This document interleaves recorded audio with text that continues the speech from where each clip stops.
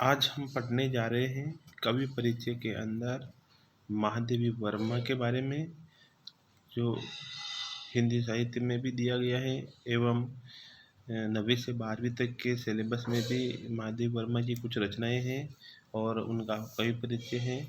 तो परिचय एवं 2 रचनाएं, कला पक्ष भाव पक्ष साहित्य में स्थान, सभी समझेंगे। तो सबसे पहले महादेवी वर्मा का जन्म देख लेते हैं। महादेवी वर्मा का जन्म 1907 है, यहाँ पर ध्यान रखना बेटा, 1907 फर्रुखाबाद उत्तर प्रदेश में हुआ। इनकी भाषा की बात करें तो इन्होंने 2 भाषाओं में अपनी लेखनी चलाई, एक ब्रज भाषा में और एक खड़ी बोली में। इनकी मृत्यु की बात करें तो 1987 में इलाहाबाद में इनकी मृत्यु हुई थी। इनकी कुछ रचनाएं हैं। रचनाएं की बात करें तो इनमें पहला है कविता संग्रह। कविता संग्रह में निहार है, नीरजा है, रश्मि है, यामा है। ध्यान रखना बेटा, ये यामा कृति आई है, इस कृति के ऊपर इनको 1983 में साहित्य का ज्ञानपीठ पुरस्कार मिला था। इसके अलावा सांध्य दीप शिखा, स्मृति की रेखाएं, अतीत के चलचित्र, ये सभी इनकी रचनाएं हैं। इनको याद करने की ट्रिक भी है, अगर आपको याद नहीं रहती तो ट्रिक से भी याद कर सकते हो। ट्रिक इस प्रकार से है कि नीनी ने दिया साथ स्मृति महादेवी को, नी से निहार, नी से नीरजा, ठीक है,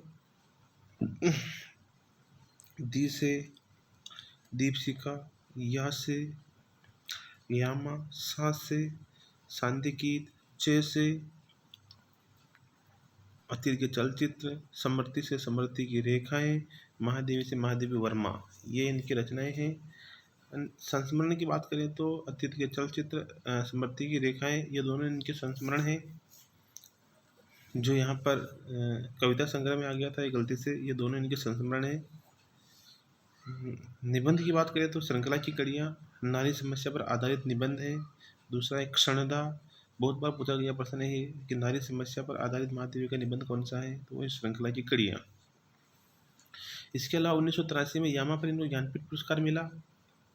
इनको आधुनिक युग की मीरा कहा जाता है, ये प्रश्न बहुत बार आया है, आधुनिक युग की मीरा किसे कहा जाता है। छायावाद के आधार स्तंभों में एक मात्र कवयित्री है ये, यहाँ कवयित्री शब्द है। इनकी रचनाओं में प्रेम और साक्षात अनुभूति होती है। ये इनके बारे में प्रमुख फैक्ट थे। अब हम बात कर लेते हैं कि इनकी 2 रचनाएं भाषा शैली, यही हो गई कला पक्ष और भाव पक्ष साहित्य में स्थान के बारे में। इनकी 2 रचनाएं हैं, एक यामा है, एक दीप शिखा है। इनकी भाषा की बात करें तो महादेवी वर्मा की भाषा अत्यंत उत्कृष्ट, समृद्ध तथा सशक्त है। आपने संस्कृत प्रधान शुद्ध साहित्यिक भाषा को ही अपनाया है, साथ ही अर्ध फारसी के लोक प्रचलित शब्दों का प्रयोग भी किया है। आपने अपनी रचनाओं में मुहावरों का अच्छी तरह से प्रयोग किया है। आपकी भाषा में चित्रों को अंकित करने तथा अर्थ को व्यक्त करने की अद्भुत क्षमता है। अगर शैली की बात करें तो आपने अपने काव्य में सूत्रात्मक शैली, अलंकारिक शैली, गवेषणात्मक शैली, भावात्मक शैली और विवेचनात्मक शैली के दर्शन होते हैं आपकी रचनाओं में। अगर साहित्य में स्थान की बात करें तो महादेवी वर्मा साहित्य में सर्वश्रेष्ठ स्थान है। इनको अपनी कृति यामा पर सन 1983 में ज्ञानपीठ पुरस्कार से सम्मानित किया गया एवं उत्तर प्रदेश हिंदी संस्थान का भारत भारती सम्मान भी दिया गया। इन्हें पद्म भूषण से भी सम्मानित किया गया। अतः आप मीरा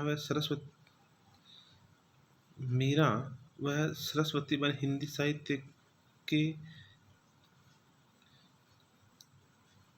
विलक्षण आकाश में ध्रुव तारे के समान सदैव चमकती रहेगी। तो एक बात इसमें ध्यान रखना बेटा, इनके बारे में यह आता है कि इनको आधुनिक युग की मीरा कहा जाता है। यामा पर साहित्य का ज्ञानपीठ पुरस्कार मिला और छायावाद की एकमात्र कवयित्री है। ये बातें इनके बारे में ज़्यादा ध्यान रखना, ये फैक्ट है। ओके।